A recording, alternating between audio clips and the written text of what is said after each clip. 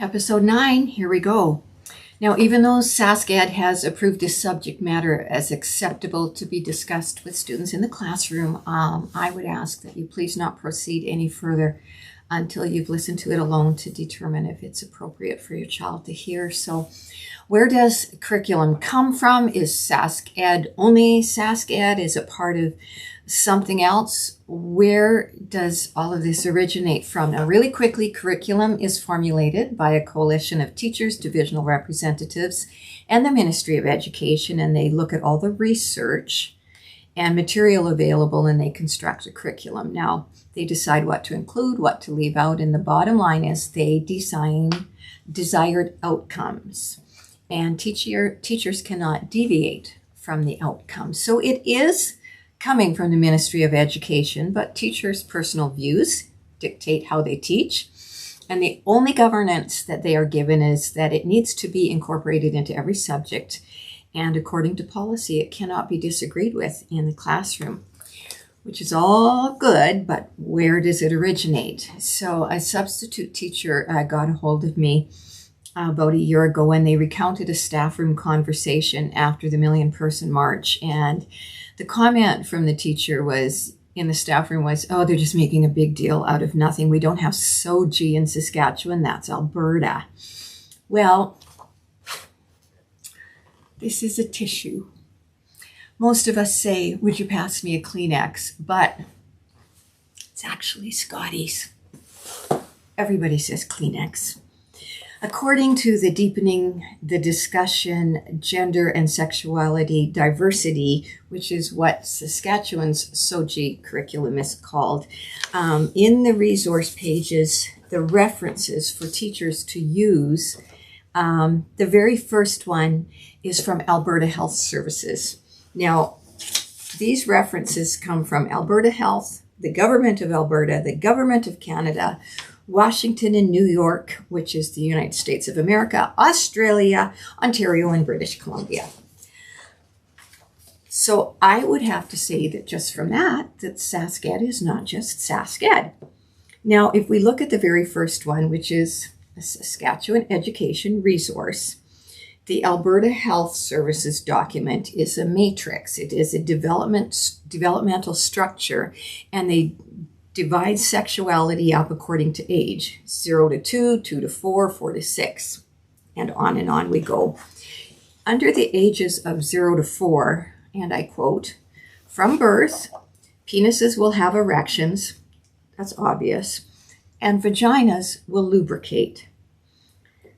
Who and how did they determine that?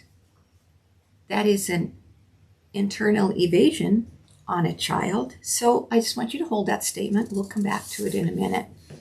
Because that matrix on Alberta Health Services outlining developmental structure mirrors the World Health Organization's standard for sexuality education.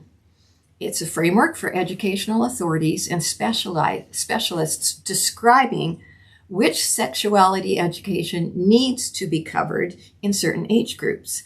It is to be the practical implementation of school-based sexuality education. I don't think it's originating in Saskatchewan. They have developed one for every nation on every continent. It is the World Health Organization. Now, there's a huge resistance against it from the African nations. They are not interested in that ideological garbage. They are not interested in having their families disrupted or their children taught such thing. And I'm going to quote from it. This is a 50-page document. It took someone who has a lot more technical ability than I do hours to find. And I have gone through it with a fine-tooth comb with about 3 or 4 different highlighters and 2 or 3 different pen colors just to process through everything that's in there. So I'm quoting from it here. "Holistic sexuality education gives children and young people unbiased," not true, "scientifically correct," not true, "information on all aspects of sexuality, and at the same time helps them to develop skills to act upon the information." would those be the same type of skills that are described in the booklet that just got removed from Langenberg and the ABC sex cards that were handed out in the classrooms in Lumsden? Grade 9 kids. Develop skills. That phrase is actually in our Ministry of Education Saskatchewan Curriculum Health Education, page 4. It's listed there twice under the aims and the goals of K-12 health education. Kindergarten to grade 12 health education. Now, teachers are also to provide through lines. This is a new word. It means to and from cross-curricular competencies and broad areas of learning. In other words, teachers are to ensure that SOGI is consistently interwoven into every subject, and SOGI must be integrated, not health, the SOGI curriculum. So going back to the WHO document, parents are insufficient.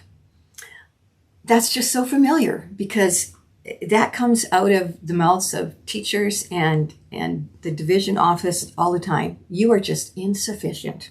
You lack the necessary knowledge, particularly when complex and technical knowledge is needed. For example, around the areas of contraception and transmission modes of STIs.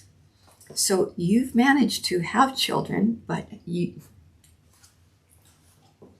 I'm just going to keep moving because it's so rude, their view of you as parents. Carrying on, cell phones, internet, and modern media have become important sources of information, but a lot of that information is distorted, unbalanced, unrealistic, and often degrading, particularly for women, and in brackets they put down internet pornography.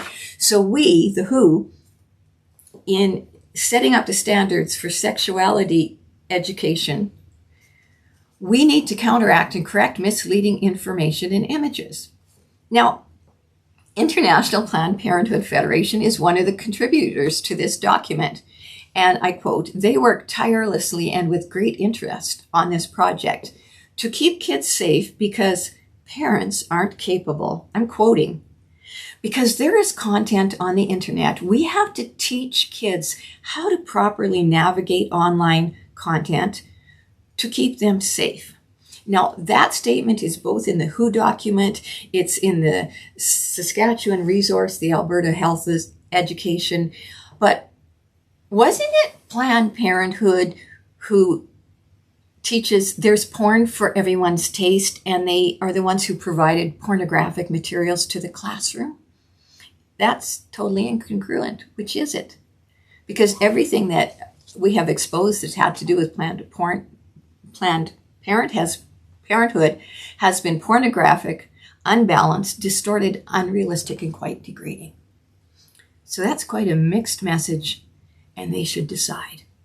Now, they said resistance is often encountered, so this document has been developed by experts. Who are these experts? I'm going to tell you. Moving on to page 22 from the Standards for Sexuality Education. The development of sexual behavior, sexual feelings, and sexual cognition begins in the womb. Yes, you heard me correctly. Now, there is no way to test and prove the validity of that statement, but I don't know of a single parent, of a single mom who has birthed a child and cradled it in her arms and went, "Oh, I wonder what your sexual behavior and feelings and cognition are." It's the most ludicrous thing I've ever heard. And not to mention, this too is incongruent with, it's not a baby, it's a fetus, which means baby in Latin. It's just a clump of cells and it has no feelings. So Planned Parenthood, I'd say pick one, but both of those statements are false. I'm going to continue reading. Psychology, especially development psychology, has shown that children are born as sexual beings and that their sexuality develops in different stages. Well, we have sexual parts and organs, and yes, our sexuality does develop in different stages, but most of us would say, yes, at puberty, right?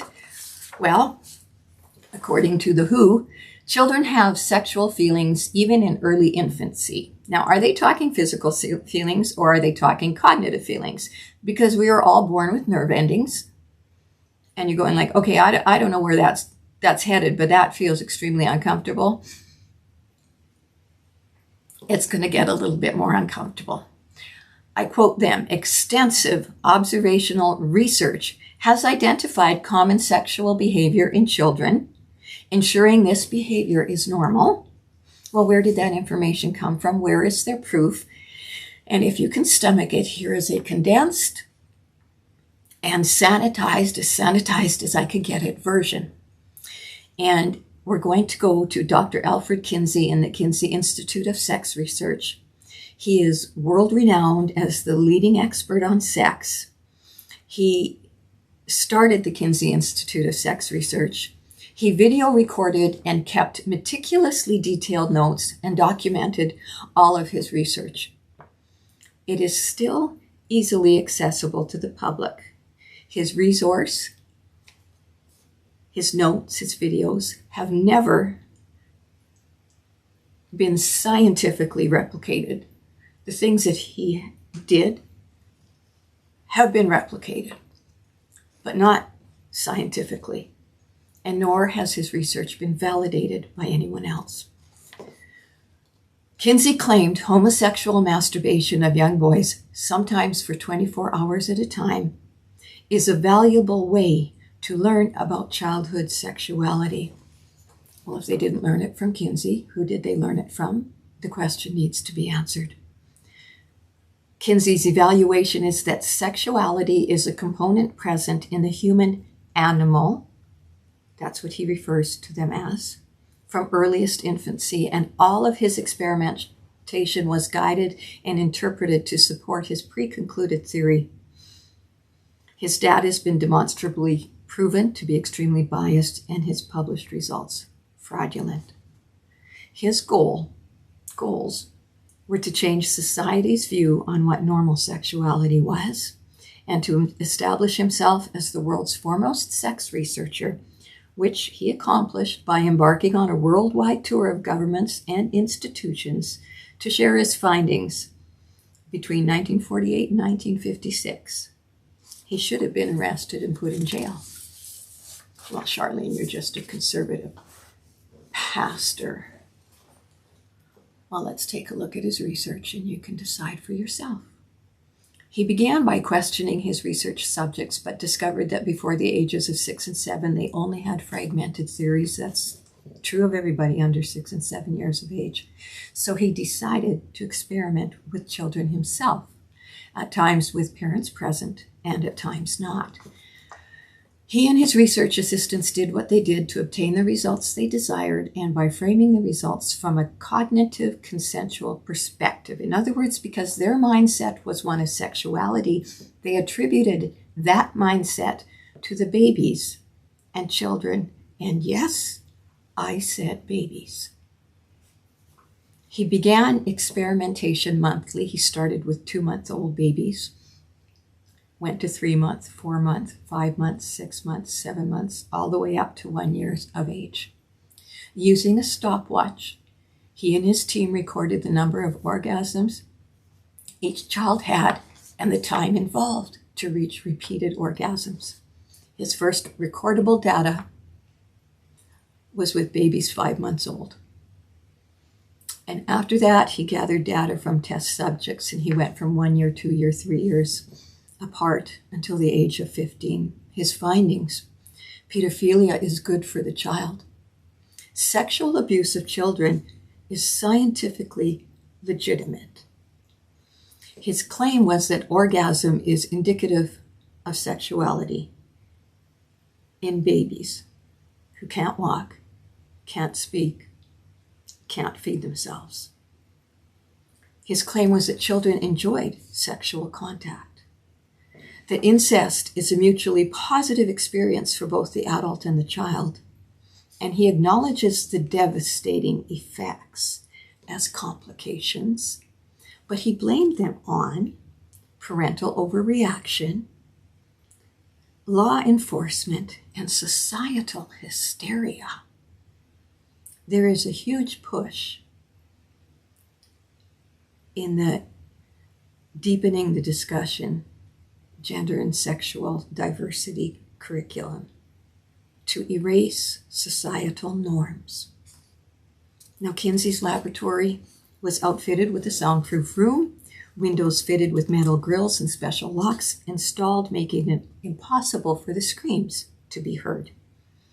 But his debilitating and horrific experiments were all video recorded, and so we have sadomasochistic material provided in the schools because research.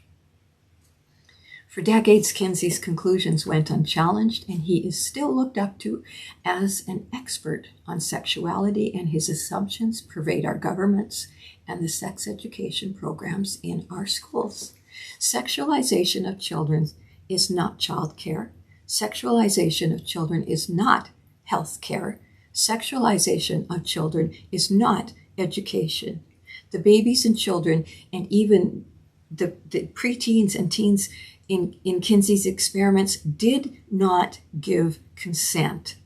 They were not aware that they were part of sexual research. It only felt like abuse because it was, because they had no choice, and every experiment was devoid of relationship. Kinsey also conducted male with male, female with female, and male with female experiments, and because he forced fluidity in his lab, his findings were that sexuality is fluid. Consequently, experimentation is encouraged and is taught in schools. You don't know what you are, try everything. Early sexual exposure is detrimental to self-esteem, to competency in relationships, and especially to healthy bonding. But the SOGI curriculum says it's necessary for self-esteem. It's necessary in order for children to become competent in relationships, and it's necessary for healthy bonding. They teach, how do you express yourself sexually? However you want to express yourself sexually is okay. It's all okay. This is how you achieve pleasure, so it has to be accepted. Well, what happens when, as an adult, I'm only attracted to teenagers? That's how I achieve pleasure. So you have to accept that. What if I'm only attracted to children? What if I'm only attracted to babies? What if I'm only fulfilled when I'm causing pain? Why children? Why this curriculum, and why so young? Because if we can break down and erase the boundaries and teach children and teach adults that if they're responding, it means a yes. Try that with a rape victim.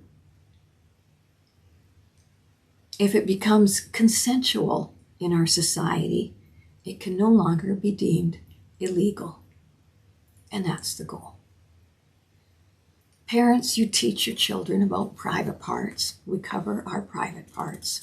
It's for safety, it's respect, and it's for protection. Well, the Red Cross came into a grade 1 classroom and showed pictures of nude children as part of their health presentation. This was in our school district.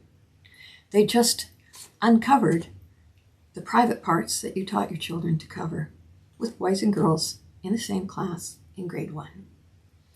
So who has done the expert research? And if it hasn't come from Kinsey's Institute of Sex Research, and if it's not coming from the who's setting standards for sexuality education all around the world, then where did it originate? Show the parents. So SOGI is not in Saskatchewan. Who approved this curriculum? At how many levels did it pass through to get approval? But the most important question that needs to be asked is why? This is not to stop bullying. Why do they insist on speaking inappropriately to children that are not ready to handle the information, and to children that don't belong to them?